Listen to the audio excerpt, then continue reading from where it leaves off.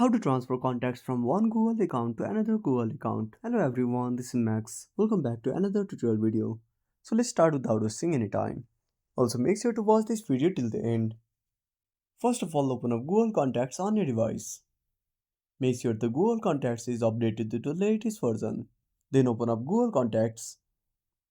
Now at the bottom right corner you will find an option for Organize.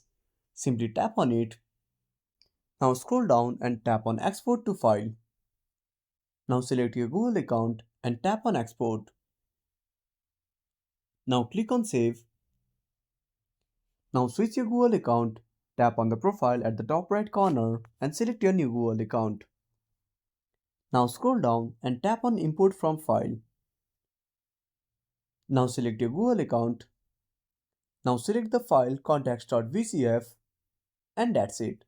Thanks for watching. Make sure to subscribe our channel and hit the bell icon.